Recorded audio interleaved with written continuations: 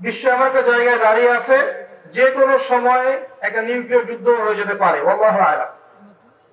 আমি নতুন একটা কথা বলতে চাচ্ছি, এটা আগে কখনো বলিনি। আমার মনে হয় কয়দিন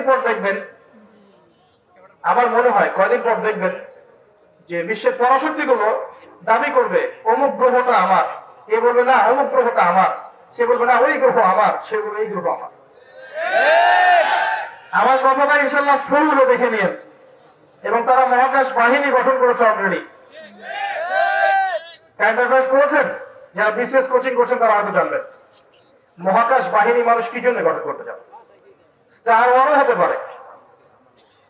বিশ্বের সামনে হয়তোবা মহামারীর যে ক্রাইসিস আল্লাহ ভালো জানেন বাড়তে পারে, আপনার সামাজিক ফিতনাগুলো অশ্লীলতাগুলো বাড়তে পারে, আপনার যে পেপার মানি ইউজ করছেন এর মান কমে যেতে পারে, আপনার রিবা কেন্দ্রিক সিস্টেমটা পড়ে যেতে পারে, ডলার পেট্রোল ডলার পড়ে যেতে পারে। তবে যাই হোক না কেন এতটুকু এনশিওর করতে পারি যে ওয়ার্ল্ডের বুকে একটা রাষ্ট্র মাথা তুলে দাঁড়াবে এবং তার ক্ষমতার দাপট সবাইকে দেখাবে, তার নাম ইসরায়েল। এটা হবে আমাদের কারণে, আমাদের এই ঘুমন্ত জাতির কারণে। আরবের কলিজার উপর বসে, আরব রাষ্ট্রগুলোর কলিজার উপর বসে সে বিগত 70 বছরে সারা বিশ্বের অর্থনীতি, রাজনীতি, ফাইন্যান্স, ব্যাংকিং সিস্টেম, টেকনোলজি, প্রযুক্তি সব নিয়ন্ত্রণ করে নিয়েছে। কি সমস্যা ভাই আপনাদের? ভাই ক্যামেরা সমস্যা?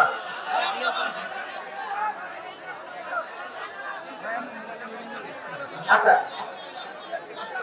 ওখানে দাঁড়ায় আমার কথা শোনেন, আমাকে না দেখলেও চলবে, আমার কথা শোনেন। এখানে কি মামুনরা আছে? মহিলা প্যানেল আছে? তারা কি আমাকে দেখতে পাচ্ছে? আমার কথাটা শোনাটাই বড় কথা। মোবাইলে ব্যস্ত হবেন না, ভিডিওতে ব্যস্ত হবেন না, ছবি তোলায় ব্যস্ত হবেন না। এই কাজগুলোতে ব্যস্ত থাকলে আপনার এখানে আসার বরকত কমে যাবে এবং আমার আলোচনার বরকতটাও কমে যাবে। এগুলোর যেমন উপকারিতা আছে, এগুলোর উপকারিতা হচ্ছে ক্ষতি অনেক বেশি। আর এগুলোর ক্ষতি যখন আসে, ওই ক্ষতি পূরণ করার সামর্থ্য আমাদের থাকে না।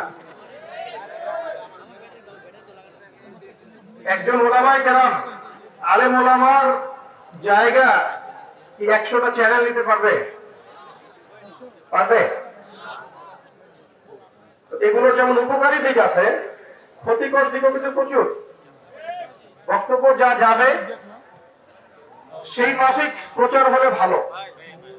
যদি উদ্দেশ্য করিত প্রচার হয়, বিকৃত অংশ প্রচার হয়, মাঝখানে কোনো অংশ কাট করে দেওয়া হয়, সামনেও কিছু নাই পিছনেও কিছু নাই, শুধুমাত্র উদ্দেশ্য বিতর্কিত করা, ফিতনা লাগানো, ফাসাদ সৃষ্টি করা, যুবকদের এই গণজোয়ারটাকে ঠেকিয়ে দেওয়া, এগুলো কি ঠিক হবে?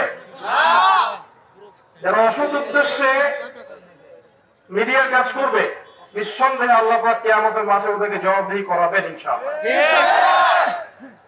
সৎ উদ্দেশ্যে, শুধু আল্লাহকে সন্তুষ্ট করার জন্য, আল্লাহকে রাজি খুশি করার জন্য বক্তব্যের হুবহু অংশ প্রচার করতে হবে। রাজি আছেন? ইনশাআল্লাহ। এবং প্রচারের পর এটাও বলে দিচ্ছি, যদি আমার বক্তব্যে ভুল কিছু পাওয়া যায়, কোরআন এবং সুন্নাহর সাথে মেলেনি, তাহলে কোনো সন্দেহ নেই আমার বক্তব্যটাকে নেবেন এবং ডাস্টবিনে ছুঁড়ে ফেলে দিবেন। কথা বুঝতে পারছেন? যদি আমার বক্তব্যে কোনো ভুল অংশ আসে, এই ভুল অংশটুকু কোরআন সুন্নাহ দিয়ে প্রমাণিত হয়, তাহলে এটাকে নেবেন, ডাস্টবিনে ফেলে দিবেন। আর যে অংশগুলো আসবে কোরআন সুন্নাহর অনুকূলে, সেই অংশগুলো কি আপনি শুনবেন এবং মানবেন না, আমল করবেন না, নাকি সবই বাদ দিয়ে দিবেন? পৃথিবীতে এমন কোন মানুষ আছে যে ভুল করে না? এমন কোন মানুষ কি পৃথিবীতে আছে যে ভুল করে না? যারা এই মাইক্রোফোনের সামনে বসেছে, মিম্বরে উঠেছে, কিতাব লেখার জন্য কলম হাতে নিয়েছে, তারা সবাই জীবনে কখনো না কখনো ভুল করেছেন। এখন একজন বিজ্ঞ শ্রোতা এবং শিক্ষার্থী উচিত ভুলগুলোকে বাদ দিয়ে সঠিকটাকে গ্রহণ করা। এই মানসিকতা নিয়ে শুনবেন, প্রচার করবেন, কোনো সমস্যা নেই। কিন্তু মানুষ শয়তানের মতো আচরণ করে যদি প্রচার করেন, বিকৃত করেন, উম্মার ক্ষতি করেন, এই জন্য আল্লাহ পাক কিয়ামতের মাঠে অবশ্যই আপনার তলা চেপে ধরবে ইনশাআল্লাহ। আল্লাহ পাক বোঝার তৌফিক দান করুন, আমিন। আর একটা বিষয় আমি একটু অপছন্দ করি, সেটা হচ্ছে শোডাউন করা, অতিরিক্ত সেলিব্রিটিজম, এগুলো আমি বিব্রত হই। আমি একজন তালেবে ইলম, আমি কোনো শায়েখও নই, আমি বড় কোনো আলেম নই,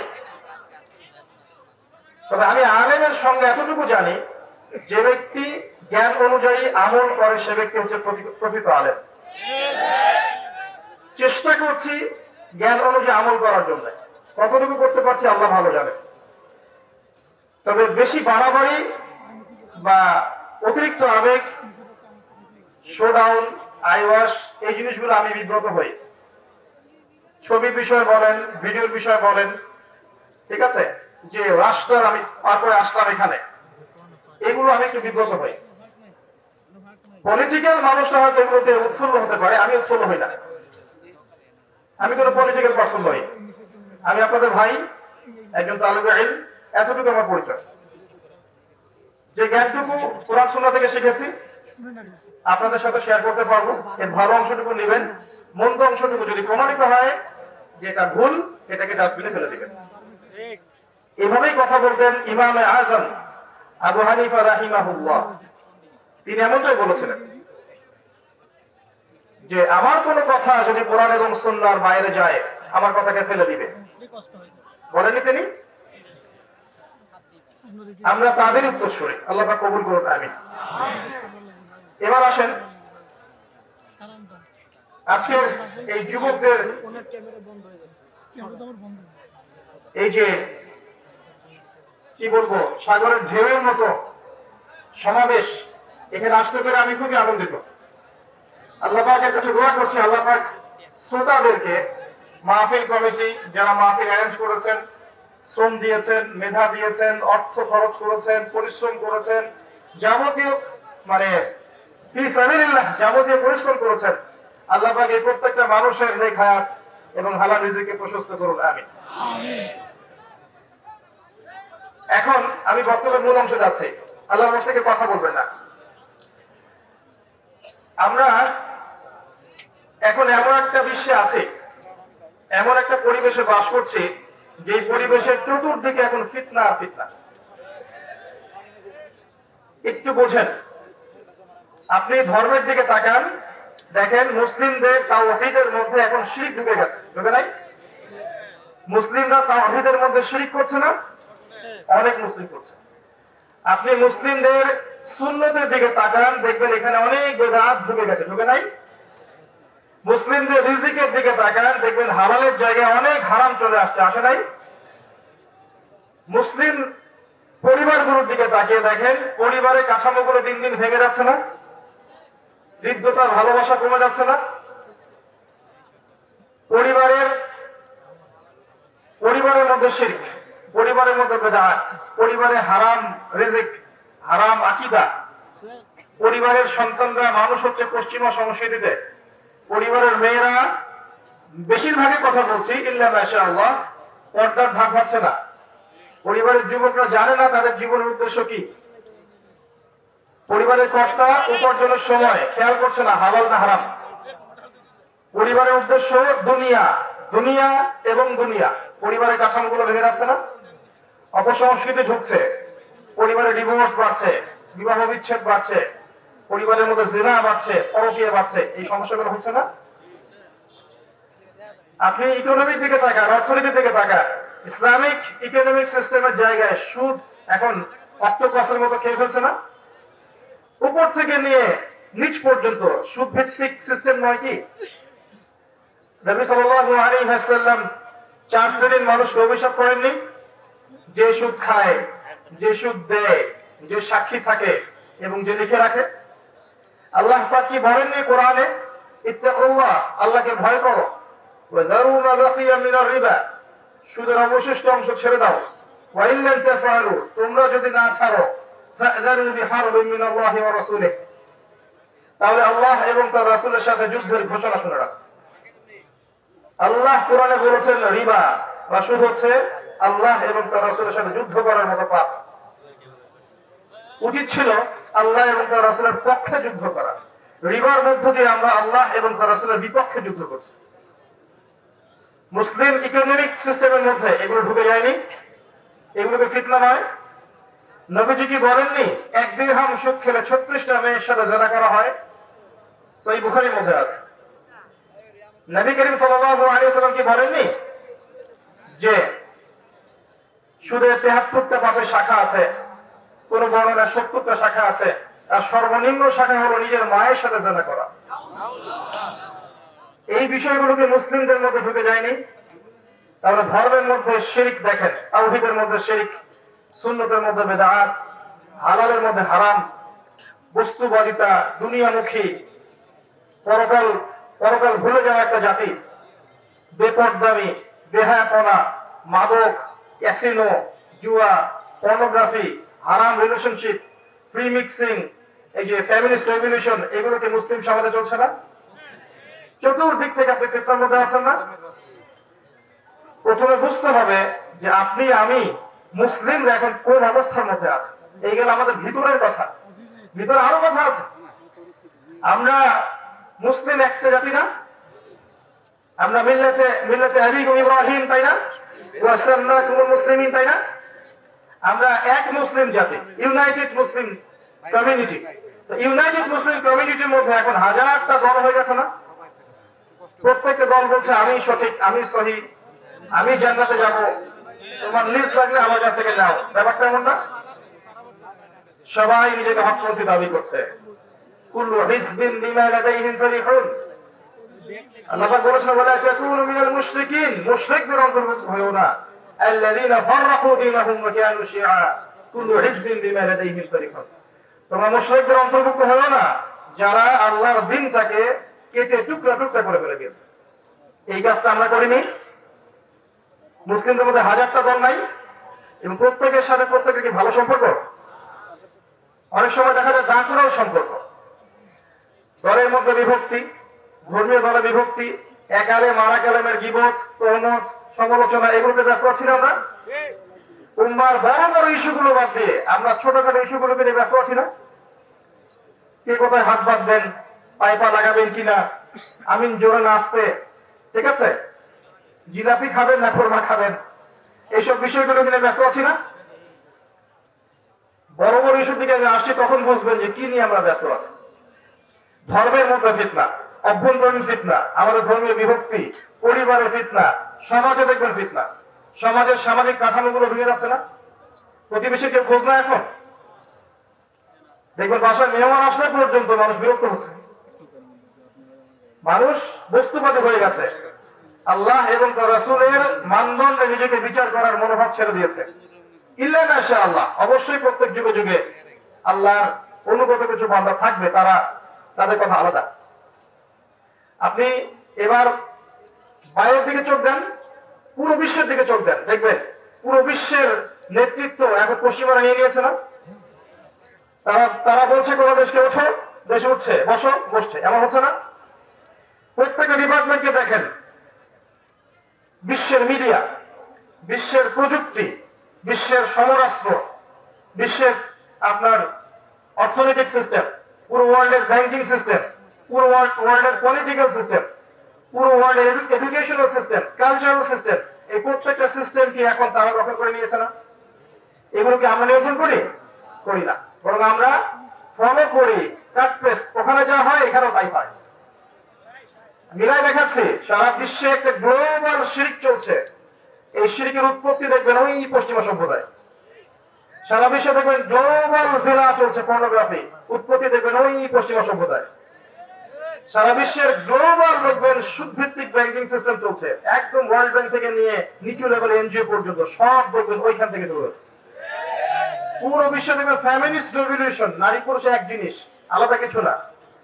সমাজে পুরুষের পোশাক পরে ঘুরবে, আপনি বলতে পারবেন না কিছু। এই যে ফ্যামিলিস্ট রেভলিউশন, এটা ওইখান থেকে আসছে না? এটা কোন দেশ থেকে আসছে? ওই দিক থেকে আসছে না? পুরো ওয়ার্ল্ডের এডুকেশন সিস্টেম যেটা আছে, জ্ঞানতাত্ত্বিক সিস্টেম, এখানে দেখবেন জ্ঞানের মানদণ্ড পরিবর্তন করে দিয়েছে। যুক্তি, বিজ্ঞান, দর্শন, পরীক্ষা নিরীক্ষা, পর্যবেক্ষণের মাধ্যমে যা লাভ করা যাবে তাই জ্ঞান, ওদের সংজ্ঞা। কিন্তু আপনি আপনার যে গায়েবের পিলার আল্লাহ, মালায়েকা, আসমানি কিতাব, নবী রাসূলগণ, কবর আযাব, পরকাল, মিজান, পুলসিরাত, জান্নাত, জাহান্নাম, স্বপ্ন, রূপ, এগুলো কি আপনি ল্যাবে প্রমাণ করতে পারবেন? এগুলোকে ল্যাবরেটরিতে প্রমাণ করতে পারবেন? তাহলে ওদের তত্ত্ব মতে, ওদের এপিস্টিমোলজি মতে এগুলোর কোনো অস্তিত্ব নাই। এটা চলছে সারা ওয়ার্ল্ডে এবং এভাবেই এডুকেশন সিস্টেম এগিয়ে যাচ্ছে। এর বাইরে ইসলামিক সিস্টেম আছে আলাদা, স্বতন্ত্র। এগুলো চলছে না সারা ওয়ার্ল্ডে। পুরো ওয়ার্ল্ডের ফিতনাটা দেখেন এবং পুরো ওয়ার্ল্ডের অস্ত্রশস্ত্র, পারমাণবিক নিউক্লিয়ার ওয়েপন্স, আপনার মনিটরি সিস্টেম, পলিটিক্যাল সিস্টেম গুলো, অ্যাসোসিয়েশন সংগঠনগুলো তারা দখল করে দিয়েছে না? এই যে বিগত 100 বছর থেকে মুসলিমদের কোন স্বতন্ত্র খেলাফা নেই, দেখবেন দুই একটা রাষ্ট্র আছে যেখানে হয়তো আপনি দেখবেন ইসলামিক কিছু লস আছে, বেশিরভাগই নাই। বেশিরভাগের মধ্যেই সেকুলারিজম আছে, কমিউনিজম আছে, ন্যাশনালিজম আছে, ডেমোক্রেসি আছে, এগুলো বেশিরভাগ রাষ্ট্রে আছে। দুই একটার মধ্যে দেখবেন হয়তো ইসলামিক কিছু লস আছে।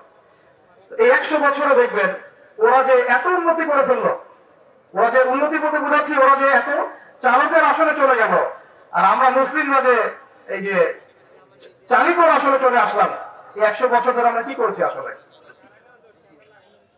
আমরা বড় বড় বিষয়গুলোকে বাদ দিয়ে ছোটখাটো বিষয়গুলোকে নিয়ে বেশি ব্যস্ত ছিলাম। আমি একটু মজা করে বলি যে আমরা হালুয়া, রুটি এবং সেমাই, খোরমা, জিলাপিতে ব্যস্ত ছিলাম।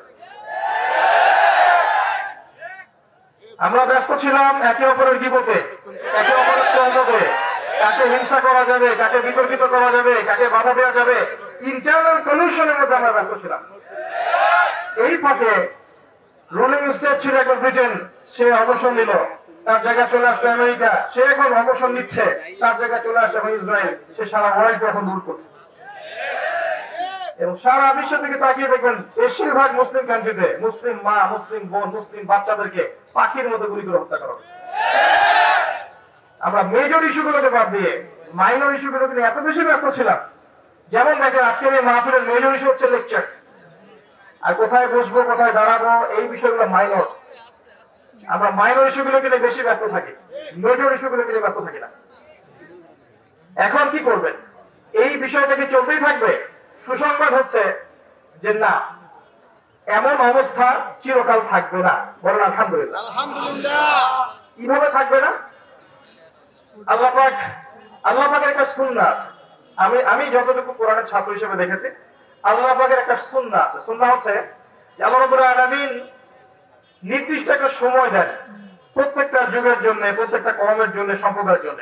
ফাইযা জাআ আজালুহুম, যখন তাদের সময় শেষ হয়ে যায়, লা ইস্তাখিরুনা সাআতা ওয়া লা ইস্তাকদিমুন, আল্লাহ পাক এক মুহূর্ত বাড়ান না, এক মুহূর্ত কমান না। ঠিক। এই পুরো বিশ্বে যা চলছে, বিশ্বে অর্থনীতিতে, সমাজনীতিতে, পরিবারে, ধর্মের মধ্যে ফাসাদে, এগুলো চিরকাল থাকবে না ইনশাআল্লাহ। আল্লাহ পাক কি করবেন? আল্লাহ পাক আমাদেরকে সুযোগ দিয়েছেন, মুসলিমদেরকে একটা সুযোগ দিয়েছেন। আপনার কাছে একটা বয়স আছে 40, 50, 60, 70, 80, 100 হাইয়েস্ট। এর মধ্যে গোল্ডেন টাইম হচ্ছে আপনার 20 থেকে 50। আল্লাহ পাক আপনাকে সময় দিয়েছেন, মেধা দিয়েছেন, বোধ শক্তি দিয়েছেন, আপনার ঘর পর্যন্ত আল্লাহ কোরআন পৌঁছে দিয়েছেন, নবীর হাদিসগুলো পৌঁছে দিয়েছেন। আপনাকে আল্লাহ পাক উলামায়ে কেরামের সোহবত দিয়েছেন, মসজিদ দিয়েছেন, আযান দিয়েছেন, মাদ্রাসা দিয়েছেন, মক্তব দিয়েছেন। আল্লাহ আপনাকে সুযোগ দিয়েছেন দিন শেখার, জানার, বোঝার, দিনের জন্য কাজ করার। এটা আল্লাহ পাক সুযোগ দিয়েছেন। যদি এই সুযোগ আমরা কাজে না লাগাই, কি করবে আল্লাহ পাক? আল্লাহ পাক আমাদেরকে এই দুনিয়ার জীবনটাতে হয়তো বাড়ি গাড়ি, টাকা পয়সা, আত্মীয় স্বজন, স্ত্রী সন্তান, আপনার ব্যাংক ব্যালেন্স, জমি জমা, স্ট্যাটাস সবই দিবেন। আল্লাহ পাক হয়তো সবই দিবেন, কিন্তু আমরা যদি দায়িত্ব পালন না করি দিনের ক্ষেত্রে, আল্লাহ পাক কি করবেন জানেন? ইস্তাবদিল কওমান গায়রাকুম, আল্লাহ পাক এই কওমটাকে সরিয়ে দিবেন, এই অপদার্থ কওমটাকে সরিয়ে দিবেন এবং অন্য কওমকে হেদায়েত দিয়ে এই জায়গায় নিয়ে আসবেন। অমুসলিমদেরকে হেদায়েত দিয়ে আল্লাহ পাক ইসলামের ছায়াতলে নিয়ে আসবেন। সুম্মা লা ইয়াকুনু আমসালাকুম, এরপর তারা তোমাদের মতো হবে না। আপনি কি চাচ্ছেন যে আল্লাহ সরিয়ে দেখ আমাদেরকে, দিয়ে অন্যদেরকে হেদায়েত দিয়ে জায়গায় নিয়ে আসুক? বিশ্বের দিকে তাকিয়ে দেখেন, প্রচুর মানুষ পশ্চিমার এই যে ইউরোপে, জার্মানিতে, ব্রিটেনে, ফ্রান্সে, আমেরিকায়, অস্ট্রেলিয়ায়, আফ্রিকায়, বিভিন্ন কন্টিনেন্টে দেখবেন প্রচুর মানুষ এখন মুসলিম হচ্ছে না? প্রচুর মহিলা যারা একসময় ধর্ষণের শিকার হয়েছিল, পশ্চিমাদের এই নারী ভোগের গরম ধাঁধায় পরে নিজের ইজ্জত খুইয়েছে, এরকম প্রচুর নারী দেখবেন এখন ইসলাম গ্রহণ করে পর্দার মধ্যে এসেছে। তারা বুঝতে পেরেছে ইসলামেই শান্তি আছে। এই যে মানুষগুলো ইসলাম গ্রহণ করবো, এদেরকে কি তরোয়াল দেখিয়ে ইসলাম গ্রহণ করেছি আমরা? জুলুম করে গ্রহণ করেছি? এরা সবাই সাক্ষ্য দিচ্ছে ইসলাম তরবারির জোরে ছড়ায়নি, সৌন্দর্য দিয়ে ছড়িয়েছে। আজও যদি আমরা ইসলামের সৌন্দর্য মানুষের সামনে তুলে ধরতে পারি, আপনি দেখবেন দলে দলে অমুসলিমরা ইনশাআল্লাহ ইসলাম গ্রহণ করবে। এবং কোন কোন ক্ষেত্রে আমি দেখেছি, মাইন্ড করবেন না, কোন কোন ক্ষেত্রে আমি দেখেছি অনেক অমুসলিম ভাই যারা সরকারের কর্মকর্তা আছেন, প্রশাসনে আছেন, অর্থনীতির মধ্যে আছেন, অনেক জায়গায় আছেন, সোশ্যাল দায়িত্বে আছেন, অনেক ক্ষেত্রে তারা মুসলিমদের চেয়ে বেশি শতবার পরিচয় দিয়েছেন। এমনও ঘটনা আছে না? আপনি দেখবেন খাবারে ভেজাল দিচ্ছে মুসলিম, হিন্দুর দোকানে যান দেখবেন ফ্রেশ খাবার পাচ্ছেন। দেখবেন দুধ কিনতে গেলে আমরা অনেক সময় বেশিরভাগ সময় দেখি যে ওই তাদের কাছে যাওয়া লাগে, দুধে ভেজাল দেয় না, মিষ্টিতে ভেজাল দেয় না, বই ভেজাল দেয় না। খেয়াল করে দেখবেন অনেক ক্ষেত্রে তারা সততার পরিচয় দিয়েছে। মুসলিমরা পণ্যের ভেজাল দিয়েছে, মুসলিমরা মাপে কম দিয়েছে, সিন্ডিকেট করেছে, মুসলিমরা এই যে কালোবাজারি করছে, করে নাই? মুসলিমরা দুর্নীতি করছে, মুসলিমরা ঘুষ দিচ্ছে, মুসলিমরা সুদ খাচ্ছে, মুসলিমরা জানা করছে, মুসলিম যুবকরা পর্নোগ্রাফি দেখছে, মুসলিম মেয়েরা নগ্ন হয়ে ঘুরছে। বুঝছো না? এরা কি অমুসলিম? জিউস এরা খ্রিস্টান না হিন্দু, কারা এরা? এই যদি হয় আমাদের অবস্থা, তাহলে কি আপনি মনে করছেন আমাদেরকে আল্লাহ পাক সেই জাতি হিসেবে কবুল করবেন যে জাতি ইনশাআল্লাহ তাআলা ওই বাইতুল মাকদাস জয় করবে? কখনো না। ইস্তাবদিল কওমান গায়রাকুম, আল্লাহ পাক অন্য কওমকে হেদায়েত দিয়ে এই জায়গায় নিয়ে আসবেন। সুম্মা লা ইয়াকুনু আমসালাকুম, তারা তোমাদের মতো অপদস্থ হবে না। আমি খুব সংক্ষিপ্ত কথায় পরিস্থিতি যা বোঝানোর চেষ্টা করলাম। এই পরিস্থিতি বোঝার জন্য আরেকটা জিনিস দরকার আছে, এটা শোনেন ভালো করে। এই সিচুয়েশন বুঝতে হলে শুধু তাত্ত্বিক জ্ঞান, ডিগ্রি, সার্টিফিকেট যথেষ্ট নয়। আপনাকে কনস্ট্রাকটিভ সিলেবাসে পড়াশোনা করতে হবে, এটা ঠিক আছে, এবং ভার্সেটাইল নলেজ রাখতে হবে, এটাও ঠিক আছে। আরো একটা জিনিস দরকার আছে, সেটা হচ্ছে আল্লাহর নূর, আল্লাহর পক্ষ থেকে নূর বা আলো, যেটা আপনার কলবের মধ্যে আল্লাহ পাক নাজিল করবেন। যার কাছে নূর আছে আল্লাহ পাকের, সে বুঝতে পারবে আসলেই বিশ্বে কি চলছে। যার কাছে নূর নাই, সেই ফিতনাময় পরিবেশে বসে থেকে মনে করবে ও জান্নাতে আছে। আমার কথা বোঝা যায়? এই ফিতনাময় পরিবেশে বসে কিছু মানুষ তৃপ্তির ঝেকুর তুলছে, মনে করছে আমরা একজন বিজয়ী জাতি, মাশাআল্লাহ। অথচ বাস্তবতা এমন যে আমাদের অবস্থা আজকে এমন একটা অবস্থায় গিয়ে দাঁড়িয়েছে যে বিশ্বের পরাশক্তিগুলো আমাদেরকে খুব একটা মূল্যায়ন করছে না। অথচ মুসলিম দেশের সংখ্যা প্রচুর, মুসলিম জনসংখ্যা প্রচুর, মুসলিমদের খনিজ সম্পদ প্রচুর, অর্থনৈতিক সম্পদ প্রচুর, জনবল প্রচুর, সামরিক বাহিনীর সদস্যের সংখ্যা প্রচুর, অস্ত্রশস্ত্র মাশাআল্লাহ প্রচুর। তারপরেও ওরা আমাদেরকে গুরুত্ব দিচ্ছে না। কারণ কি? কারণ কুলুবুহুম শাত্তা, কুলুবুনা শাত্তা, আমাদের হৃদয়গুলো এখন বিক্ষিপ্ত, আমাদের মনগুলো বিক্ষিপ্ত, আমরা বিভক্ত, আমরা একের কষ্টে অন্যের পাশে দাঁড়াতে চাই না। ওই ইরাকে কাউকে বোম মেরে হত্যা করলে ওই দেখা যায় ইরান থেকে একজন বলবে ওটা তো ইরাকের ঘটনা, ইরানের সাথে কি সম্পর্ক? দেখবেন ওই যে মিয়ানমারে কোনো ঘটনা ঘটলে দেখবেন যে সুদান থেকে একজন বলছে ওটা তো মিয়ানমারের ঘটনা, আমাদের সাথে কি সম্পর্ক? প্যালেস্টাইনে বাচ্চাদেরকে বোম মেরে হত্যা করলে এদিক থেকে পাকিস্তান থেকে বলবে ওটা তো প্যালেস্টাইনের ইস্যু, আমার কি সম্পর্ক ওর সাথে? এখন আমরা এই অবস্থায় আছি যে এক ভাইয়ের উপরে আক্রমণ আসলে আর এক ভাই মিষ্টি বিতরণ করে। একজনের উপরে যদি কোনো পরীক্ষা আসে বা বিপদ আপদ আসে, দেখবেন আর একজন মিষ্টি বিতরণ করছে। এ আপনার ভাইরা যে মিষ্টি বিতরণ করছে, এর মতো শয়তানের চালা। এ যদি এর মতো শত শত শয়তানের পূজারি যদি উম্মাহ থেকে ঝরেও যায়, আল্লাহর দিনের যারা পরিমাণ ক্ষতি হবে ইনশাআল্লাহ। আর ওই যে যাদের উপর দেখবেন অত্যাচার, জুলুম, নির্যাতন আসছে, সফর করছে, দিনের জন্য কিছু করার চেষ্টা করছে, আল্লাহ পাক এই মানুষগুলোকে ইনশাআল্লাহ দেখবেন কাল পরকালে জান্নাতুল ফিরদৌস দান করেছে। দুনিয়ার জীবনটা কিচ্ছু না ভাই, ওয়াল আখিরাতু খায়রু ওয়া আবকা, পরকাল চিরস্থায়ী। এখানে একটু কম খান, না একটু কম ঘুমান, একটু কম টাকা পয়সা পেয়েছেন, কম ব্যাংক ব্যালেন্স আছে, কিন্তু আপনি আল্লাহর তাওহীদে আছেন, সুন্নতে আছেন, হালাল খাচ্ছেন, দেখবেন ইনশাআল্লাহ ধনীদের চেয়ে 500,000 বছর আগে আপনি হাসতে হাসতে জান্নাতে চলে গেছেন। উম্মার অবস্থা এখন এমন, আমরা বিক্ষিপ্ত। পড়াশোনার ক্ষেত্রে গিয়ে দেখবেন মুসলিম উম্মার প্রায় 80% মানুষ বিশুদ্ধ করে কোরআনটুকু পড়তে জানে না। কোরআন যারা বিশুদ্ধ করে পড়তে জানে বা হিফজ করেছে, তাদের মধ্যে বহু মানুষ দেখবেন কোরআনের অর্থটা বলতে পারছে না। ইয়াং জেনারেশন থেকে তাকাই দেখেন যে তারা জীবনে একটা বারও কোরআন এ টু জেড অর্থ সহ পড়েছে কিনা সন্দেহ আছে। হাদিসে যে কিতাবগুলো আছে এই কিতাবগুলো তারা ছুঁয়েও দেখেছে না কখনো, সন্দেহ আছে। ইসলামের ইতিহাসের যে বইগুলো পড়ে আছে ইসলামিক ফাউন্ডেশনে, কখনো কিনে পড়েছে কিনা সন্দেহ আছে। ফিকহের বইগুলো পড়েছে কিনা সন্দেহ আছে। ইসলামের অর্থনীতি সম্পর্কে পড়াশোনা করে কিনা সন্দেহ আছে। উম্মার যুব সমাজের আজকে অবস্থা। কিন্তু পক্ষান্তর আপনি দেখবেন এরা ঠিকই মাশাআল্লাহ পর্ন দেখছে, নাউযুবিল্লাহ, এরা ঠিকই মাদক দ্রব্য সেবন করছে, এরা ঠিকই গার্লফ্রেন্ডকে সময় দিচ্ছে, হারাম অ্যাফেয়ার্স করছে, ফ্রি মিক্সিং করছে, ক্যাসিনোতে সময় কাটাচ্ছে, জুয়া খেলছে, পাবজি খেলছে, টিকটক করছে, সব করছে। এই যুব সমাজের হাতে আল্লাহ পাক ইসলামের বিজয়ের পতাকা দিবেন? সত্যি এটা তাই মনে হয়? এরা কি ওই মোহাম্মদ বিন কাসিমের মতো, খালিদ বিন ওয়ালিদের মতো, এরা কি উমর ইবনে খাত্তাবের মতো, এরা কি যায়েদ ইবনে হারেসা, আব্দুল্লাহ বিন রাওয়াহা, জাফর বিন আবু তালিবের মতো, এরা কি আলী রাদিয়াল্লাহু আনহুর সেই সৌর্য বিজয় ধারণ করে? দিনের কল্যাণ চান না আপনারা? যে দিনের বিজয় হোক, দিন ভালো থাক, ইসলাম ভালো থাক, আল্লাহর জমিনে আল্লাহর দিনটা থাক। এবং এই দিনটা কি মানুষের শত্রু? দিন ইসলাম কি মানুষের শত্রু? দিন ইসলামের একটা বিষয় আছে যেটা মানবতা বিরোধী। দিন ইসলামের একটা বেসিক জিনিস আছে যেটা মানবতা বিরোধী। নামাজ, এই যে রোজা, এই যে কালিমা, এই যে হজ, যাকাত, এগুলো কি উগ্রতা? এগুলোর মধ্যে সন্ত্রাস ভাব আছে, জঙ্গি ভাব আছে। হ্যাঁ, একটা শব্দ নিয়ে সমস্যা সৃষ্টি করে জিহাদ, তাই না?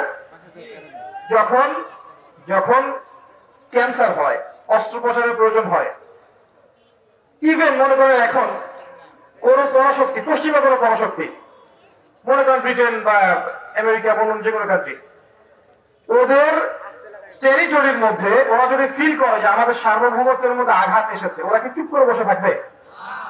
ওরা প্রতিহত করবে না? এই প্রতিহত করার অধিকার মুসলিমদের নাই? যদি প্যালেস্টাইনের উপর এরকম হয়, প্যালেস্টাইনিদের অধিকার নাই এটা প্রতিহত করার? যখন সে করবে তাকে আপনি বলবেন সন্ত্রাসী, আমেরিকা করলে বলবেন আপনি মানবতা প্রেমী। এটা কি ধরনের ডাবল স্ট্যান্ডার্ড? এই বিষয়গুলোকে নিয়ে ইসলামকে মিডিয়ার মধ্য দিয়ে সারা বিশ্বে বিতর্কিত করা হয়েছে। ইসলাম কখনো এরকম জঙ্গিবাদ এবং সন্ত্রাসবাদের ধর্ম নয়। মুসলিম কখনো জঙ্গি সন্ত্রাস হতে পারে না। রাসূলুল্লাহ সাল্লাল্লাহু আলাইহি ওয়াসাল্লামের আদর্শ দেখে বহু অমুসলিম কাঁপতে কাঁপতে ইসলাম কবুল করেছিল। আপনি একটা দিনও যুদ্ধের মাঝেও কোনো অমুসলিমকে হত্যা করেন নাই আমার জানা মতে, আমি ভুল হতে পারি, আমার জানা মতে একটা দিনও তিনি কোন মুসলিমকে গলা কেটে হত্যা করেছেন আমি কোন নজির পাইনি এই পর্যন্ত। যদি পেয়ে থাকেন আমাকে জানাবেন। আমরা সেই নবীর উম্মাহ, ইসলামের সৌন্দর্য দিয়ে, ইসলামের মাধুর্য দিয়ে, ইসলামের সততা দিয়ে ইসলাম যুগে যুগে সারা বিশ্বের বুকে রাজত্ব করে বেরিয়েছে। এই তো বিগত 100 বছর আগেও এই যে অটোমান এম্পায়ার ছিল, তখন পর্যন্ত সারা ওয়ার্ল্ডে দেখেন ইসলাম একটা শেল ছিল না? এখন সেটা নাই। মিসকিন অবস্থায় আছেন, না কোনো ঐক্য আছে, না কোনো আমির, না কোনো ইমারা, কিছুই নাই। এর মাঝখানে কিছু কিছু আল্লাহর বান্দা বিভিন্ন জায়গায় বিশ্বে চেষ্টা করে যাচ্ছে। এতটুকু বিক্ষিপ্ত হবে, তবে এই অবস্থা চিরকাল থাকবে না ইনশাআল্লাহ। কি হবে সামনে আল্লাহ ভালো জানেন। আল্লাহু আ'লাম বিস-সাওয়াব। সামনে মুসলিমদের উপরে নির্যাতন, নিপীড়ন বলেন, সংকুচিত হওয়া, এটা বাড়তে পারে, বাড়ার সম্ভাবনা আছে। বিশ্ব এমন একটা জায়গায় দাঁড়িয়ে আছে যে কোনো সময় একটা নিউক্লিয়ার যুদ্ধ হয়ে যেতে পারে। আল্লাহু আ'লাম।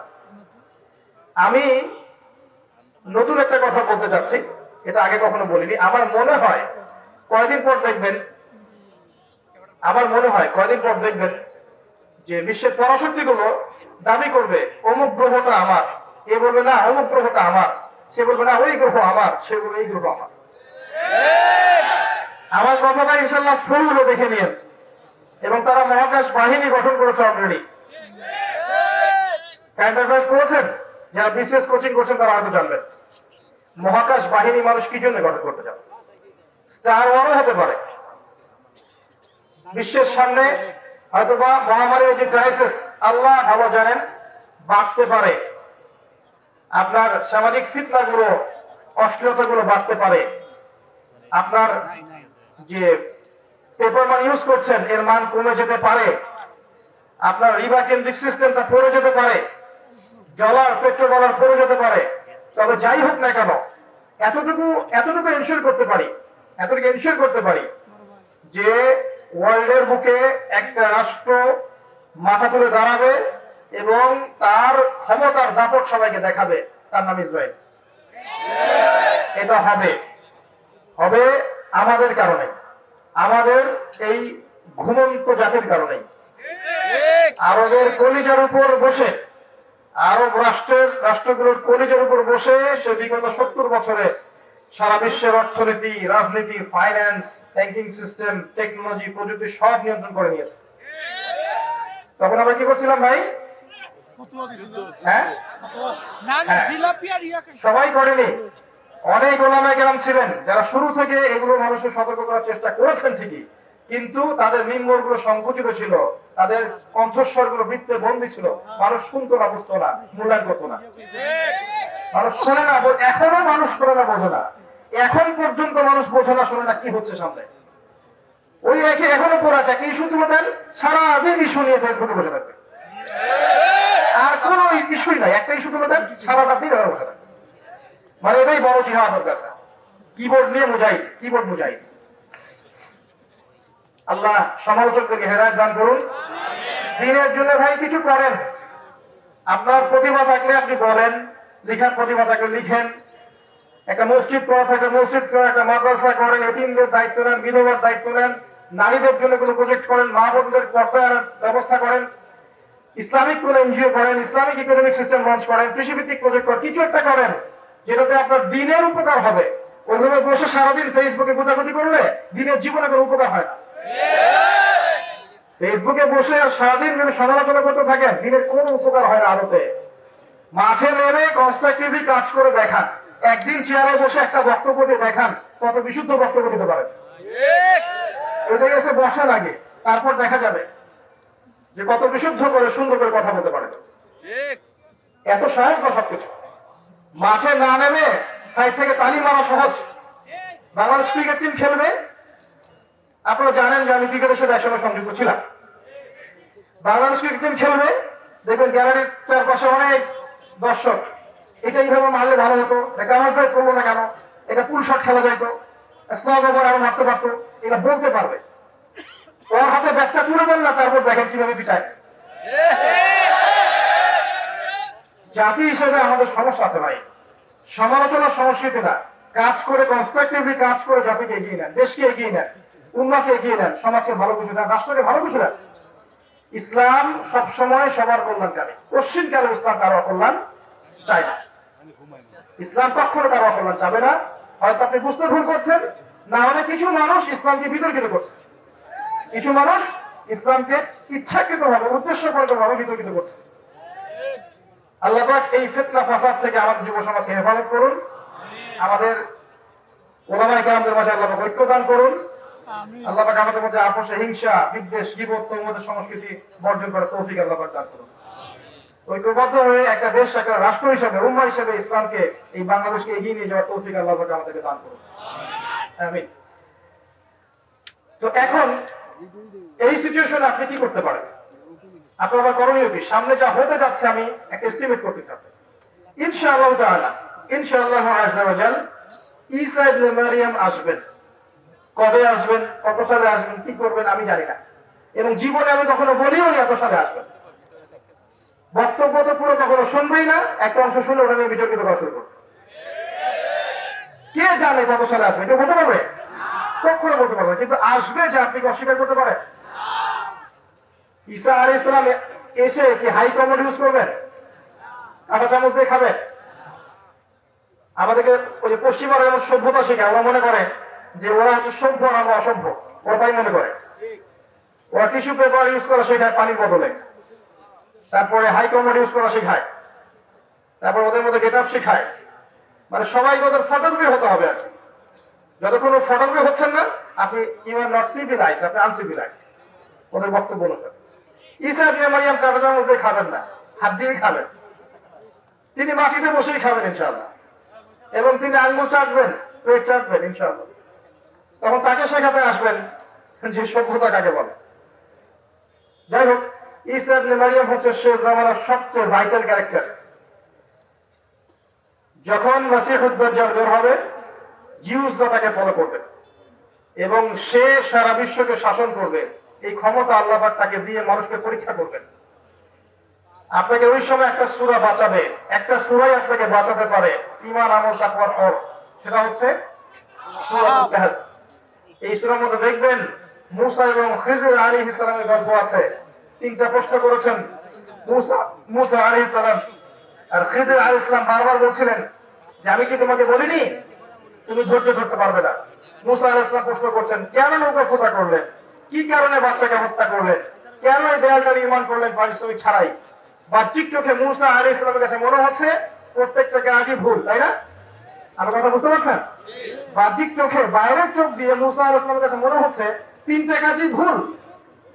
কিন্তু খিজির আলাইহিস সালাম বললেন ওই নৌকা ফুটা না করলে সেই নৌকা হাইজ্যাক হয়ে যেত, ওই বাচ্চাকে হত্যা না করলে সেই বাচ্চা বড় হয়ে বড় কাফের হতো, এবং এই দেয়ালের নিচেই এই দুই এতিম বাচ্চা রেখে যাওয়া সম্পত্তি আছে, পৈতৃক সম্পত্তি, তারা বড় হলে এই সম্পত্তি পাবে। বাইরের চোখ দিয়ে মূসা তোমার কাছে মনে হয়েছে যে আমি ভুল করছি, কিন্তু ভেতরের চোখ দিয়ে তুমি যদি দেখতে, আল্লাহর নূর দিয়ে দেখতে, তাহলে বুঝতে পারতে যে প্রত্যেকটা ক্ষেত্রে আমি সঠিক ছিলাম। এই গল্পটা কেন বললাম? পরিস্থিতি বুঝতে হলে, করণীয় বুঝতে হলে আপনাকে দুই চোখ দিয়ে দেখতে হবে। প্রথম কথা, বাইরের চোখ দিয়ে দেখে সব বুঝতে পারবেন না, ভেতরের চোখ দিয়ে আল্লাহর নূর দিয়ে আপনাকে দেখতে হবে, তখন বুঝতে পারবেন কি হচ্ছে। নূর কিভাবে আসবে ভাই? তাওহীদের উপর থেকে নূর আসবে, সুন্নতের পাবন্দি করলে নূর আসবে, বেশি বেশি নফল নামাজ তাহাজ্জুদ করলে নূর আসবে ইনশাআল্লাহ। সূরা নূরের উপর আমল করলে নূর আসবে, সূরা নূরের উপর আমল করলে নূর আসবে, বেশি বেশি মাওকুফ ফিকির করলে নূর আসবে, বেশি থেকে বেশি কোরআন তেলাওয়াত করলে নূর আসবে ইনশাআল্লাহ। আল্লাহর জিকির বেশি বেশি করলে, আল্লাহর ধ্যান করলে, তাসবিহ তাহলিল করলে, আল্লাহর কাছে দোয়া করলে আল্লাহ নূর আসবে ইনশাআল্লাহ। এরপরে আরো বিষয় আছে, বিনয়ী থাকতে হবে, অহংকারী হওয়া যাবে না। একজন আলেম অনেক বড় আলেম হয়েছেন, মনে অহংকার আছে, এই মনের মধ্যে নূর আসবে না ইনশাআল্লাহ। অনেক বড় ডিগ্রি সার্টিফিকেট আছে, মনে অহংকার আছে আমি অনেক বড় আলেম, তোমরা কিছুই না, তোমরা তেজপাত, আমি বড় আলেম। এই অহংকার থাকলে মনের মধ্যে আল্লাহর নূর কশিন গেল আসবে না। আল্লাহ নূর যখন আসবে না, আপনি ভিতর থেকে অন্ধ থেকে যাবেন। আল্লাহ নূর যখন আসবে না, তখন ভেতর থেকে আপনি অন্ধ থেকে যাবেন। ইবলিসের অনেক জ্ঞান ছিল, মনের মধ্যে বিনয় ছিল না, অহংকার ছিল, আল্লাহ নূর দেন নাই, অভিশাপ করে দিয়েছেন। অতএব শুধু জ্ঞান নয়, বিনয় দরকার, অহংকার মুক্ত মন দরকার, সবার কল্যাণকামী হন, সবাইকে ভাই মনে করেন, ভালোটুকু নেওয়ার চেষ্টা করেন, খারাপটা ছেড়ে দেন, সমস্ত উম্মার কল্যাণকামী হয়ে যান। গীবতের, তোহমতের, অহংকারের, রিয়ার এইসব সংস্কৃতি বর্জন করেন, মনটা পবিত্র করেন। قد أفلح من زكاها وقد خاب من دساها। আল্লাহ নূর আসবে ইনশাআল্লাহ তাআলা। তখন দেখবেন আপনি আল্লাহর চোখে দেখছেন, আল্লাহর কান দিয়ে শুনছেন, পরিস্থিতি আপনি বুঝতে পারছেন, এবং কি করতে হবে আপনি নিজেই বুঝতে পারছেন ইনশাআল্লাহ। যখন বুঝতে পারবেন তখন নিজে আগে সতর্ক হবেন, পরিবারকে সতর্ক করবেন, তারপর আপনার সাধ্য অনুযায়ী আপনি সমাজে দাওয়াতি কাজ করবেন। মধ্যমপন্থী থাকবেন, শৈথিল্যবাদী হবেন না, চরমপন্থী হবেন না। ইসলামে চরমপন্থারও যেমন স্থান নাই, এই শৈথিল্যবাদীতারও স্থান নাই। ইসলাম হচ্ছে একটা মধ্যমপন্থী ধর্ম। ওয়াকাযালিকা জাআলনাকুম উম্মাতান ওয়াসাতা লিতাকুনু শুহাদা আলান নাস। কয়েকটা পয়েন্ট বলে শেষ করছি। প্রথম কাজ, স্পেশালি বলছি আমি কথাগুলো ইয়াং জেনারেশনকে, যারা তোমরা আমার ভাই এখানে বসে আছো, ইয়াং জেনারেশন যারা আছে, আমাদের মা বোন যারা আছে, যাদের মধ্যে তরুণীরা আছে, যুবতীরা আছে, তাদেরকে বেশি ফোকাস করতে বলছি। কারণ যারা বার্ধক্যে চলে গেছে তাদের বয়স একসময় শেষ হয়ে যাবে, রিসেন্টলি শেষ হয়ে যাবে। যারা যৌবন কালে আছেন তাদের ইনশাআল্লাহ আগামী 10, 20, 30, 40 বছর বেঁচে থাকার সুযোগ আছে, আল্লাহ যদি চান।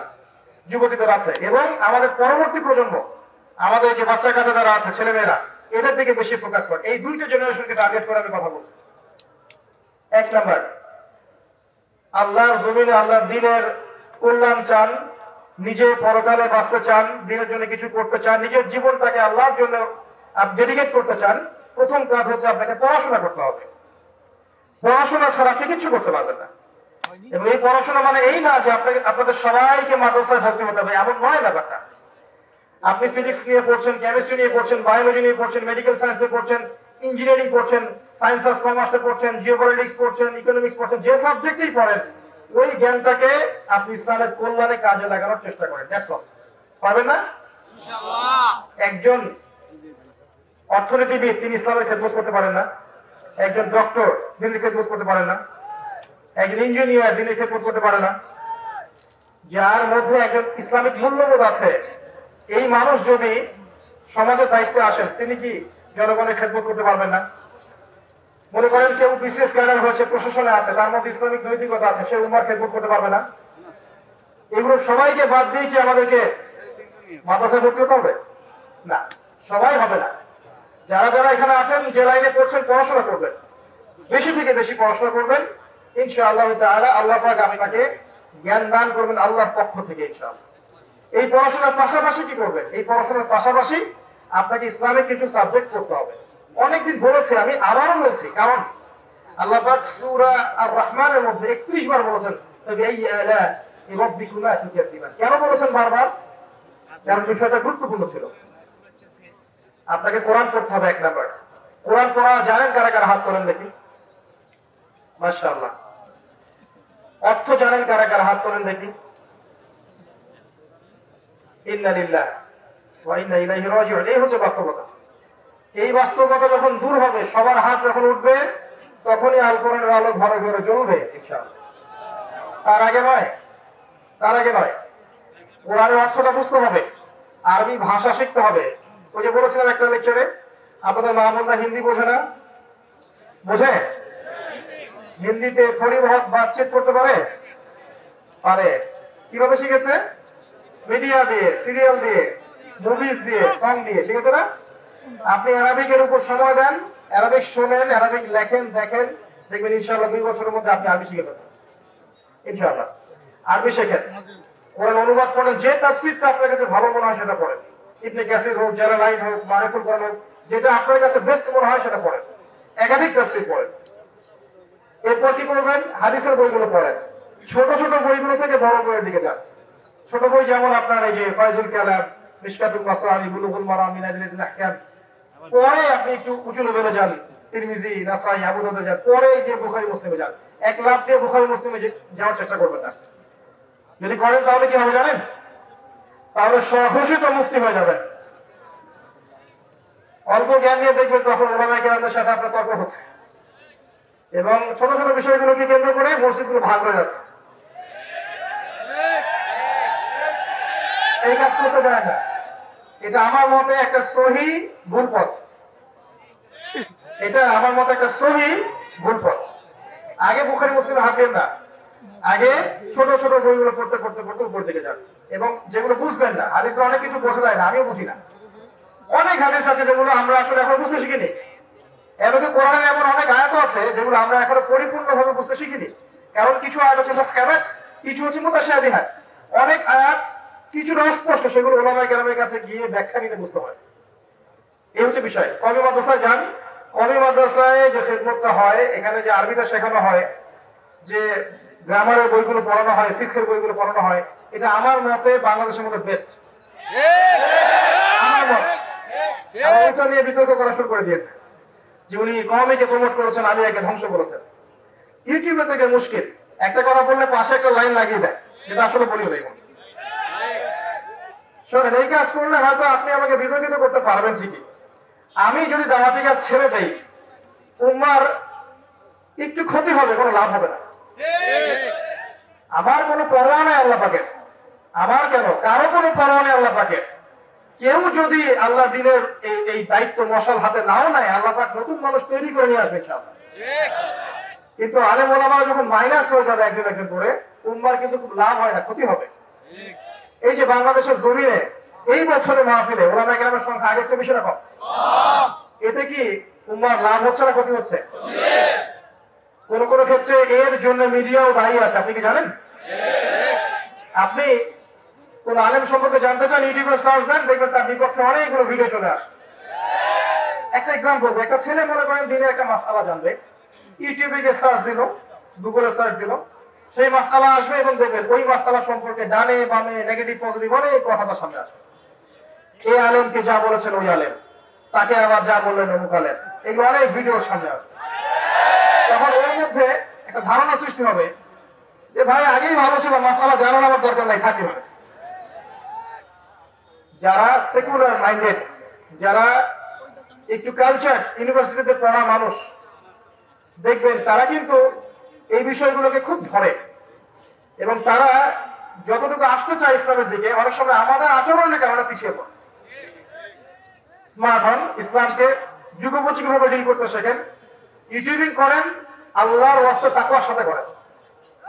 নিজের মতাদর্শ প্রতিষ্ঠা করার জন্য, নিজের মতকে প্রাধান্য দেওয়ার জন্য, কাউকে বিতর্কিত করার জন্য, কারো ক্যারেক্টার হ্যারেস করার জন্য, কারো ক্যারিয়ার ধ্বংস করার জন্য এই কাজগুলো করতে যাবেন না।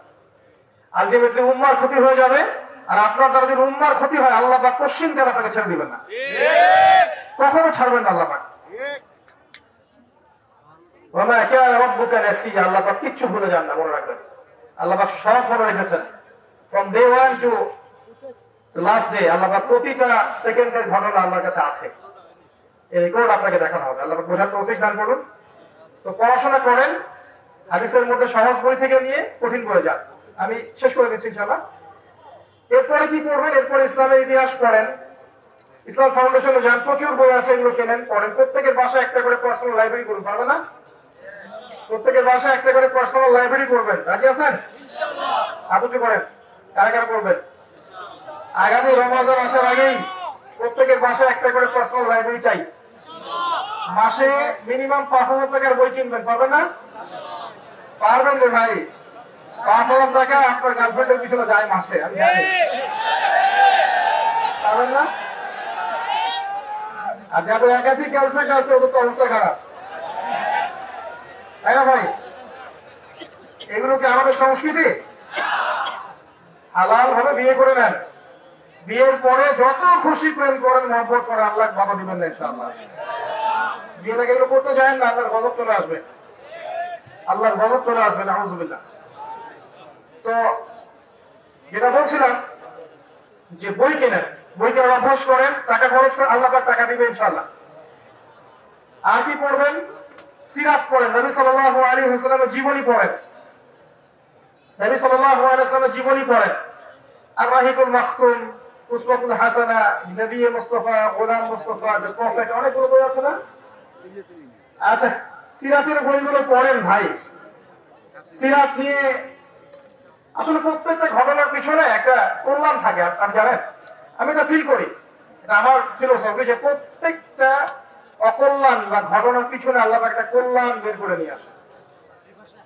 কুল্লু শার ইউজাদু ফিহিল খায়র, প্রত্যেকটা অকল্যাণের পিছনে একেবারে কল্যাণ থাকে।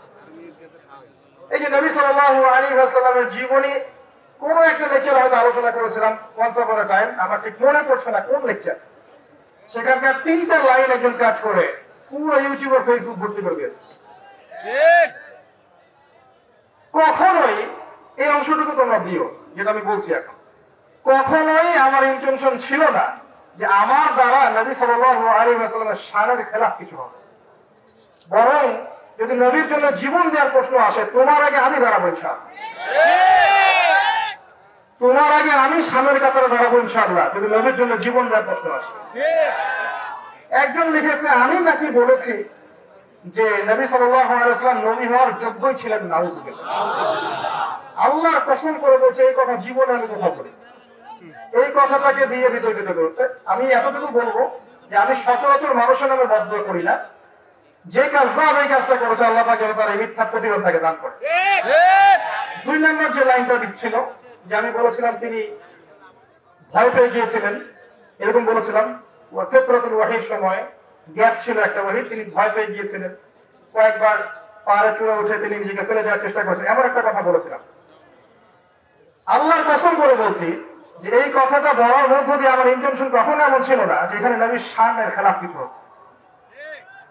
এবং এই কথাটা বলার জন্য আমি প্রকাশ্যে স্ট্যাটাস দিয়ে সবার কাছে ক্ষমা চেয়েছি। তবে এতটুকু জানা উচিত যে কথাটা আছে কোথায় বা কোথা থেকে বলা হয়েছে। আপনি এই যে সিরাতের যে বইগুলোর নাম বললাম, ম্যাক্সিমাম সিরাতের বইয়ের মধ্যে এই গল্পটা আছে। আপনি আর রাহিকুল মাকতুম বইটা পড়েন, দেখবেন এটা আছে রাহিকুল মাকতুম বইয়ের মধ্যে। অন্য অনেক বইয়ের মধ্যে আছে, যারা পড়েছেন আপনারা সবাই জানেন। কিন্তু রাহিকুল মাকতুম বইটা 1187টা বইয়ের মধ্যে প্রথম স্থান অধিকারী বই। আমার কথা শোনেন। আর রাহিকুল মাকতুম বইটা রাওয়াতে আলমের ইসলামিয়া কম্পিটিশনে 1187টা পাণ্ডুলিপির মধ্যে ফার্স্ট প্রাইজ পাওয়া বই আল্লামা শফিউর রহমান মুবারকপুরী রাহিমাহুল্লাহ।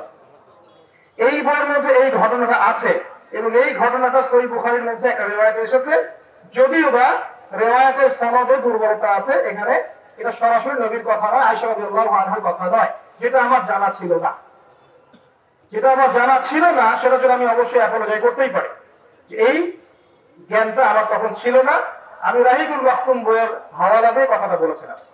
এখন কথা হচ্ছে, রাহিকুল মাকতুম বইয়ের মধ্যে কিন্তু হাদিসের কোনো তাহকিক নেই। আমার কথাটা শোনেন, যে রাহিকুল মাকতুম বইয়ের মধ্যে এটা আছে আল্লামা শফিউর রহমান মুবারকপুরী রাহিমাহুল্লাহর বই, যেখানে ফার্স্ট প্রাইজ পেয়েছে বইটা, এই বইয়ের মধ্যে কিন্তু এই ঘটনার কোনো তাহকিক নাই। কোনো তাহকিক নাই যেটা সত্য না মিথ্যা, এটার কি মুরসাল নাকি সনদে সমস্যা আছে, কোনো তাহকিক নাই। এতদিন ধরে রাহিকুল মাকতুম বইটা ছাপানো হচ্ছে বিভিন্ন প্রকাশনীতে, 5টা 10টা প্রকাশনী ছাপাচ্ছে, লক্ষ লক্ষ কোটি কোটি কপি রাহিকুল মাকতুম কিন্তু বাজারে আছে। কই এই প্রকাশনা সংস্থা, এই প্রচার মাধ্যম, এই যারা অনুবাদ করেছে, তাদের কাউকে তো আপনি কুফরি ফতোয়া দিলেন না। তাদের কারো বিরুদ্ধে তো কোনো কথা বললেন না। যদি কথা বলতে হয় ওই বইটাকে ব্যান করে দেন, তাহলে বইটাকে ব্যান করে দেন। আর যদি কুফরি ফতোয়া দিতে হয়, শফিউর রহমান মুবারকপুরী রাহিমাহুল্লাহকে কবর থেকে তুলে কাফের ফতোয়া দিয়ে আবার কাফের করে দেন। সুবহানাল্লাহ। ওনার বই কিন্তু কোনো তাহকিক দেওয়া হয়নি। এবং আরো সিরাতের বইগুলোতে এই ঘটনাটা আছে, যেটা কোনো তাহকিক দেওয়া হয়নি। আর তাহকিকটা আমরা করার যোগ্যতা শক্তি রাখি না। এই জেনারেল লাইন থেকে যারা উঠে এসেছে এবং যারা তালেবে ইলম, তারা কি সবাই হাদিসের তাহকিক করতে পারে?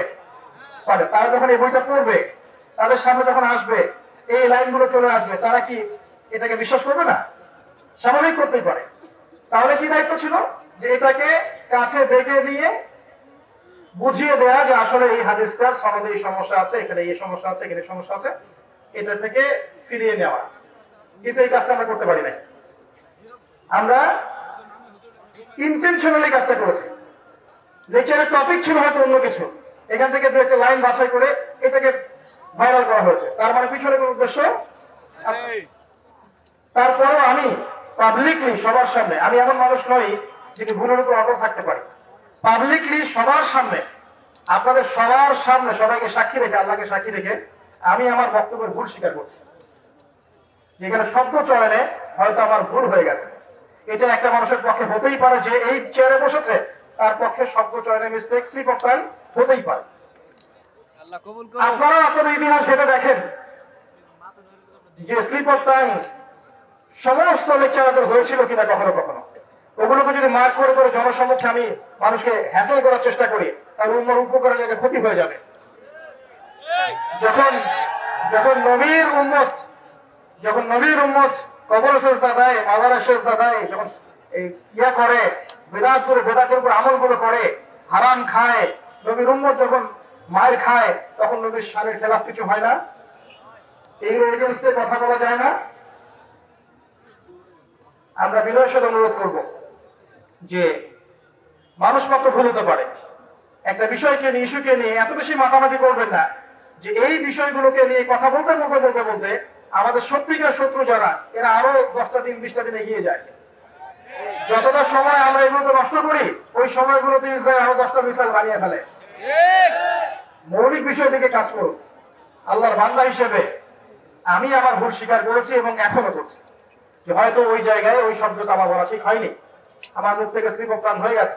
কিন্তু আমি কোন উৎস থেকে বলেছি এটাও বলে দিলাম, এই বইয়ের মধ্যে, এই সব বইয়ের মধ্যে এটা আছে, কোনো তাহকিক ছাড়াই। তাহলে ওই বইয়ের প্রকাশনা সংস্থা, ওদের যারা পড়ছে, যারা ছাপাচ্ছে, এদের সবাইকে কি আপনি কুফরি ফতোয়া দিবেন না? যদি না দেওয়ার সাহস রাখেন তাহলে বুঝবেন না পক্ষপাতিত্বমূলক আচরণ করেছেন। আল্লাহ পাক আমাদেরকে হেদায়েত দান করুন, ঐক্যবদ্ধ হওয়ার তৌফিক দান করুন। এবং আমি যারা ভুল ধরিয়ে দিয়েছেন তাদের জন্য আমি আমার মন থেকে দোয়া করছি। যদি তারা পিতার মতো ভাইয়ের মতো আমাকে ভুল ধরিয়ে দিয়ে থাকেন, ইনশাআল্লাহ তারা ভবিষ্যতে আমার পক্ষ থেকে যে কোনো ভুল হলে আমি ইমিডিয়েটলি শুধরে নিব ইনশাআল্লাহ। কারণ আমি উম্মাহকে ভালোবাসি, আল্লাহকে ভালোবাসি, তার রাসূলকে ভালোবাসি, তার দ্বীনকে ভালোবাসি। বিশ্বাস করেন, দেখে নিন ইনশাআল্লাহ যদি কোনোদিন সুযোগ আসে নবীর শানে জীবন দেওয়ার, আপনার চেয়ে আগে আমি দাঁড়াবো ইনশাআল্লাহ। পড়াশোনা করেন প্রিয় ভাই, এক নাম্বার কাজ। আর আমার সাথে আরো কিছু মানুষও দাঁড়াবে ইনশাআল্লাহ যারা সত্যিকার অর্থেই নবীকে ভালোবাসে। 2 নাম্বার, যারা অনুযায়ী আমল করেন। কোন কোন সাবজেক্ট পড়তে বলেছি? কোরআন, হাদিস, ফিকহ, সিরাত, ইতিহাস, ইসলামিক অর্থনীতি, জিওপলিটিক্স এবং জেনারেল যারা পড়ছেন এটা পড়বেন। এরপর জানা অনুযায়ী আমল করবেন, পারবেন না? যতটুকু জানেন এই অনুযায়ী আমল করবেন। এই যে চেয়ারে বসে কথা বলছি, সবচাইতে ডেঞ্জারাস জায়গায় বসে আছি আমি। আমি যা বলছি যদি আমি আমল না করতে পারি, কালকে দেখবেন জাহান্নামে আমি চলে গেছি, নাউযুবিল্লাহ। জাহান্নাম উদ্বোধন করা হবে এমন কিছু মানুষদেরকে দিয়ে যার মধ্যে আলেমও আছে। মানুষ বড় আলেম বলবে, বড় কারি বলবে, হাফেজ বলবে, এই জন্য জ্ঞান চর্চা করেছিল, আল্লাহ পাক জাহান্নামে দিয়ে দিবেন। এমন মানুষ আছে জাহান্নামে নারী ভুড়ি বের হয়ে যাবে, চারপাশে ঘুরতে থাকবে। মানুষ এসে বলবে, কি হয়েছে তোমার, কি আমল করেছিলে? সে বলবে, আমি কুনতু আমরু বিল মারুফ, আমি মানুষের সৎ কাজে আদেশ করতাম, কিন্তু আমি সেটা করতাম না। আমি মানুষকে অসৎ কাজ থেকে নিষেধ করতাম, আবার সেটাই নিজেই করতাম। এমন মানুষও জাহান্নামে যাবে যার দুর্গন্ধে জাহান্নামে টিকতে পারবে না। নবী সাল্লাল্লাহু আলাইহি ওয়াসাল্লাম বলেছেন, সে হচ্ছে এমন ব্যক্তি যে তার ইলম দিয়ে উপকৃত হতে পারে নাই, জ্ঞান অনুযায়ী আমল করতে পারে নাই। তাই যারা বসে আছে এই চেয়ারে, যারা দিন প্রচার করছে, তাদের আরো তাকওয়াবান হওয়া উচিত, মুত্তাকি হওয়া উচিত, যারা অনুযায়ী আমল করা উচিত। আল্লাহর আসনে বসে কাউকে জাজ করা উচিত না।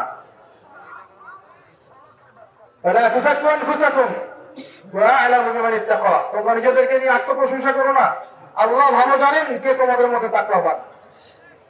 অতএব জানা অনুযায়ী আমল করার চেষ্টা করে। আল্লাহ আমাকে তৌফিক দেখ, আল্লাহ পাক আপনাদের সবাইকে তৌফিক দান করুন।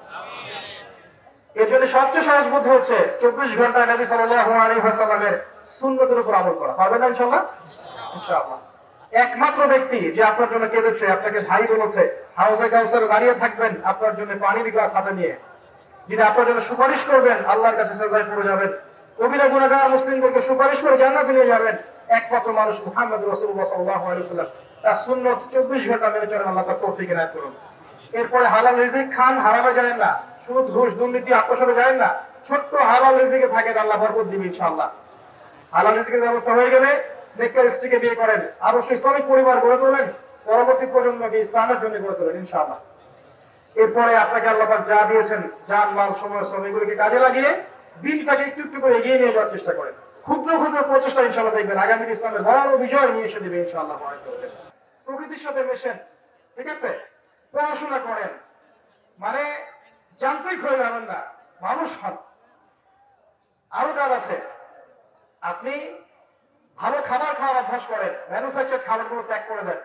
আপনাকে আল্লাহ যে সম্পত্তি দিয়েছেন, এই সম্পত্তিগুলো যাকাত আদায় করেন, সম্পত্তিগুলোকে সাস্টেইনেবল অ্যাসেটে পরিণত করেন। এই শব্দটা কঠিন হয়ে গেছে মনে হয়। এমন রূপ দেন সম্পত্তিটাকে যেটার মান কখনো কমে যাবে না। আপনি যদি জমি কিনে রাখেন, মান কমে যাবে? বাড়বে। একটু গোল্ড রেখেছেন, এই গোল্ডের মানটাকে কমবে? বাড়বে। একটু রূপা রেখেছেন, এই রূপার মান কমবে না বাড়বে? ইনশাআল্লাহ বাড়বে। কিন্তু আপনি যদি তেজপাতা রেখে দেন, মান পড়ে যাবে, আপনি শ্রম হারাবেন, আপনি শ্রম হারাবেন, আপনি মূল্য হারাবেন। এক পর্যায়ে বুঝবেন আমার কথার মর্মটা, এখন হয়তো বুঝতে পারছেন না। আরেকটা কথা বলে শেষ করছে, উম্মাহকে ঐক্যবদ্ধ করতে শেখো। সমালোচনা সংস্কৃত নয়, গীবত তুহমত এগুলো থেকে বেরিয়ে আসেন, একে অন্যের পিছনে লাগা বন্ধ করেন। আল্লাহর রাস্তায় সবাই ভাই ভাই হয়ে যান, সবার ভালোটাকে গ্রহণ করে নেন, খারাপটা ছেড়ে দেন। ইনশাআল্লাহ দেখবেন ইসলামের সৌন্দর্য দিয়ে, ঐক্য দিয়ে আমরা অমুসলিমদের মন জয় করতে পারবো ইনশাআল্লাহ। এবং অ্যাজ এ নেশন, বাংলাদেশি হিসেবে, বাংলাদেশের মুসলিম হিসেবে ইনশাআল্লাহ আমাদের প্রত্যেক স্তরের মানুষ ঈমান নিয়ে, তাওহীদ নিয়ে, সুন্নাত নিয়ে আগামী দিন ইসলামের পতাকা নিয়ে এগিয়ে যাবে ইনশাআল্লাহ। আল্লাহর জমিনে আল্লাহর দ্বীন আবারও কায়েম হবে ইনশাআল্লাহ। এই ফিতনাগুলো দূর হবে ইনশাআল্লাহ। আল্লাহ পাক আমাদের মা বোনদেরকে খাস পর্দায় থাকার তৌফিক দান করুন, যুব সমাজকে হেদায়েত করুন। আল্লাহ পাক আমাদের যুবক ভাইদেরকে ভালো করে পড়াশোনা করার তৌফিক দান করুন, কোরআনে কারিমের ঐক্য দান করুন। আল্লাহ পাক আমাদেরকে তাওহীদ ও সুন্নাহ থাকার তৌফিক দান করুন, হালাল রিজিক খাওয়ার তৌফিক দান করুন। আকুলু কওলি হাযা আস্তাগফিরুল্লাহ ওয়া লাকুম ওয়া লিসাইরিল মুসলিমিন। বারাকাল্লাহু লানা ওয়া লাকুম।